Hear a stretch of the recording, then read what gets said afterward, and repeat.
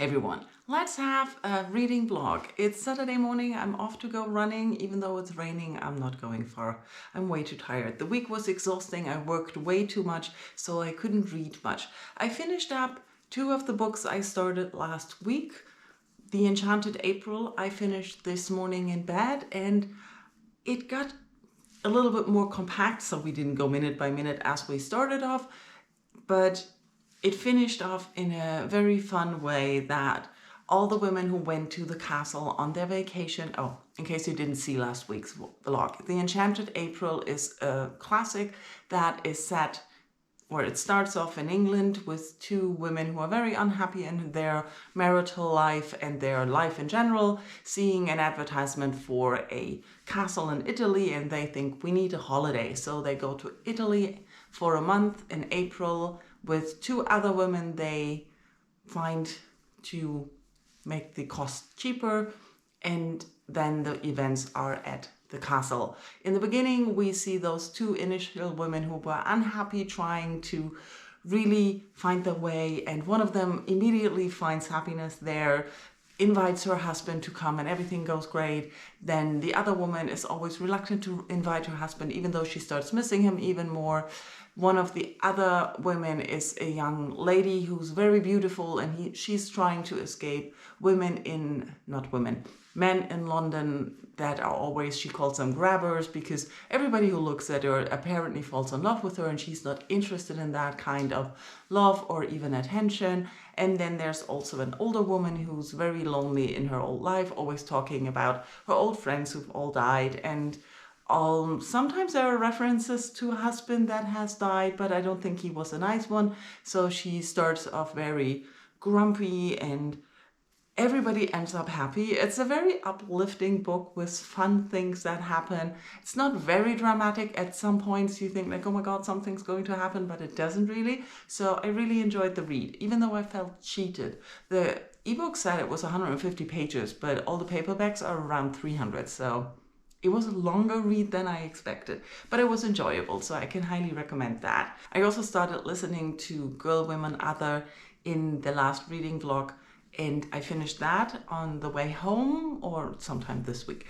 And it did get better. In the beginning, I was very confused because I thought it was a novel with 3 generations, but then after we were introduced to 3 different women, or we heard stories of 3 different women, then there was a 4th woman. That's where I left you off in the last vlog.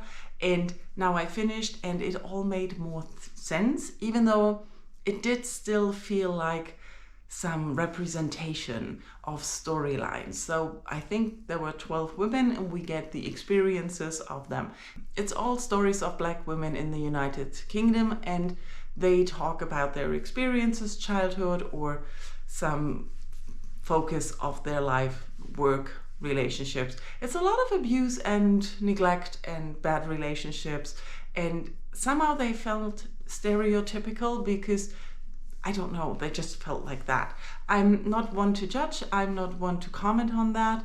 I just noticed that listening to it was the only way I would finish that. I must admit, I wasn't interested in most of the stories. Once I noticed that all of the characters were connected with the first storyline of the theater director and the play that the book started with, it got a little bit more interesting as you could see the connections between those women. But overall, it was an okay book for me, but maybe I was too late to read it.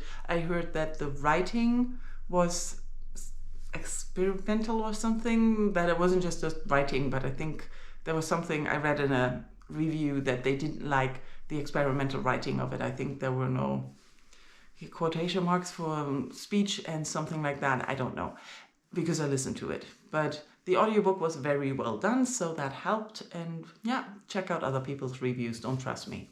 I haven't even picked up the Welcome to Hyunam-Dong Bookshop book anymore, so I'm hoping to finish that this weekend. And I started listening to The Tale of Genji, and the first 2 hours was more or less, the first hour, a rebuke that you shouldn't just lazily listen to it, but you should critically work or interact with the text. And then we get some historical lesson about Japan, which was nice, but I can't say I'd remember that. And now I'm 4 chapters in the real story, and I'm feeling like I never really bothered to check what this Tale of Genji is. It's this old Japanese classic that was written in the 1100s by this noble woman, and it's all about the courts and Genji, who's a son of an emperor, but not the crown prince, but some prince. And so far it's about him and his affairs.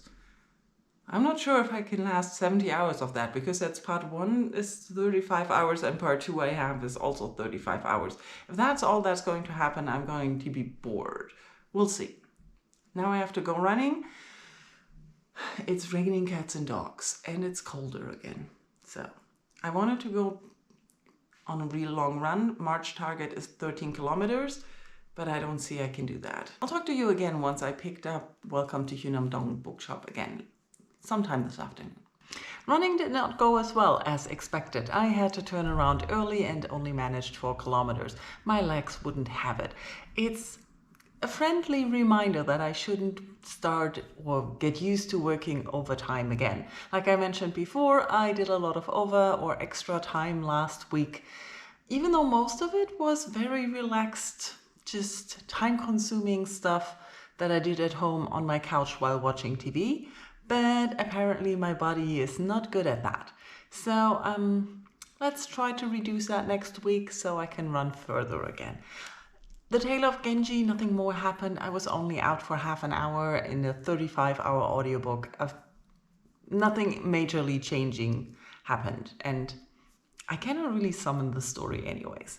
But I read another 100 pages in Welcome to Hyunam-Dong Bookshop, and I'm enjoying the book. So briefly what the book is about. The book follows a young woman who opened a bookshop and how this goes, in how she started, how the bookshop is developing, and the events she hosts, and things and worries and struggles she has in opening a bookshop, as well as about the people in the bookshop and the barista she hired. So there's not only the storyline with the bookshop and running a bookshop, but also a lot about coffee, making coffee, and some history around that. And there's a lot about people and happiness and work-life balance, or rather work-life situation. So there's a lot of talk about the job they have, the job they left, why they left jobs, or why they couldn't find jobs, or what jobs to take in the future, depending on the person. So there are different characters we meet and different persons in different situations.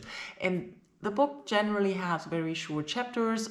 Well, not short, but they're not overly long, and in each chapter you focus on something. The book is very slow paced. Like I said, I read another 100 pages, but I had quite some trouble focusing, especially since this was a long episode where a lot of those chapters dealt with work-life balance, why people quit their jobs, what jobs to take, what's happiness, and the happiness through work. And with me struggling with work and overtime and all the changes that are coming, it really had my mind wandering off. That is mostly what I'm struggling with this book, is that I think for my way of reading at the moment, or what I would need, it's too slow paced. I think this book could be really nicely read a chapter at a time with other things in between, but I'm not very good at doing that. And also what I'm really looking for right now is for bingeable things in books as well as in series when I'm watching something. Things that really take my mind off everything and distract me and are so fast paced that I cannot put them down and can't think of anything else. So I really don't know what that would be right now. If you have any recommendations of the last bingeable thing that you've consumed, let me know in comments. Otherwise, I have 80 pages left in the book. I hope to finish them tomorrow. That's the plan. 80 pages is doable. And then I need to start something else. I have no clue what. I have a long TBR, a lot of things that I wanted to read in the first quarter for my goals, but I'm not exactly sure. So once I finish, that will be my last part of this vlog. It'll be a short vlog, I admit, aside from the rambling I have done. But I think that's a nice plan. It's an easy plan. It's not overdoing it. And I think that's what I need this weekend. It is a special joy to finish a book in bed on a Sunday morning, don't you think? I finished Welcome to Hyunam-Dong Bookshop this morning in bed, and it didn't end on a grand finale. I didn't expect it to. It just continued moving on. The characters had their mundane issues, their daily things. They made progress. They reflected on their life. They thought back on their past, where they're now. It is overall a wonderful, cozy read that will have you reflect on your current situation with your work-life balance, and it gives you an alternative of people, or shows you people who felt suppressed and overwhelmed with capitalist society's demands on workers, and the people that really didn't feel comfortable with it. And it shows you alternatives, and it shows you that it's okay to break out being a company employee or a permanent employee, like the characters here talk about. And I really enjoyed that. Like I said, I'm craving more for fast-paced books right now. That was my main issue with the book, that it wasn't something that as fast-paced as I would have liked right now. But from the content of the book and the story itself, it's wonderful. It's really lovely, and it really had me think a lot about work, and especially after working too much again last week, how that affected me and all these things.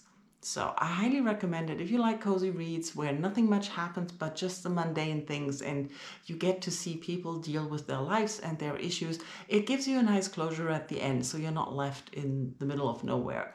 But it doesn't have, like I said, a grand finale. As promised at the end of the vlog, nothing much happened in this vlog except reading or finishing this book. Thank you all for watching. Let me know what you think about the books I've talked about, or if you read them, and recommend me fast bingeable things. Thank you all for watching. Bye bye.